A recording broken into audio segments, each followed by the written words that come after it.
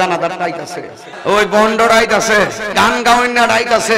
যদি আমি হারমোনি লইয়া দুতারা লইয়া যদি গান গাইতাম, কনসার্ট দিতাম পহেলা বৈশাখে, তো যেই সমস্ত অশালীন ব্যক্তিগণ উপেন রাসূলুল্লাহর বিরুদ্ধে কথা বলছে, টকশুতে বসে কোরআনের বিরুদ্ধে কথা বলছে, নবীর বিরুদ্ধে কটূক্তি করে কথা বলছে, এদের বিরুদ্ধে মামলা হয় না, তাদের বিরুদ্ধে মামলা হয়। বুঝা গেল এরা ইহুদি খ্রিস্টানদের দালাল।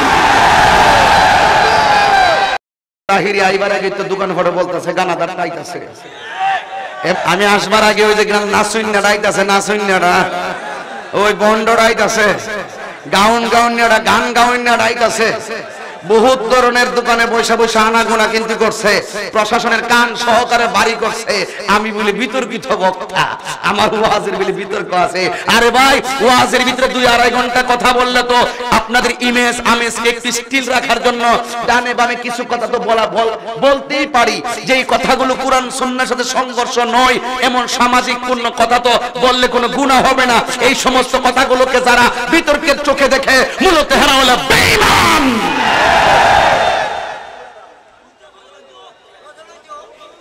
কষ্ট আপনাদের। মানুষের ভালো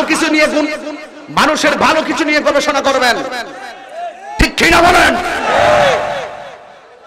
আপনি যে সমালোচনা করেন আপনার জীবনে কি আছে আপনি নিজেকে চিন্তা করেন। খবর নিয়ে দেখা যাবে আপনি নিজে নামাজ পড়েন না। আমি তো 5 ওয়াক্ত নামাজ পড়ি, প্রতি রাত্রে কোরআন সুন্নাহর কথাগুলো হাজার মানুষ নিয়ে বলি। আজকেও তো শায়েস্তাগঞ্জে এই কয়জন নামাজি বানাইছি? 5 জন ও ছিল, আমার কান থেকে ছিল, 5 জনকে আমি নামাজি বানাইছি। তো অন্তত পক্ষে মানুষের ভালো কিছু প্রচার করেন। আর যেই সমস্ত বিষয় নিয়ে আপনারা আমাকে এমন চোখে দেখেন মনে হয় যেন আমি একবার ইসলামের কি ক্ষতি করে ফেলতেছি। তার মানে বোঝা গেল, আপনার কথা বোঝা যাচ্ছে যে আমি একটা শিল্পী হইলে ভালো আছি।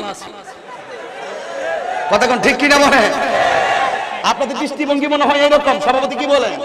যদি আমি হারমোনি লইয়া দুতারা লইয়া যদি গান গাইতাম, কনসার্ট দিতাম পহেলা বৈশাখে, তাহলে আমার বিরুদ্ধে মামলা হইতো না, আর আমার বিরুদ্ধে কেউ সমালোচনা করতো না। তো যেই সমস্ত অশালীন ব্যক্তিগণ উপেন রাসূলুল্লাহর বিরুদ্ধে কথা বলছে, টকশুতে বসে কোরআনের বিরুদ্ধে কথা বলছে, নবীর বিরুদ্ধে কটূক্তি করে কথা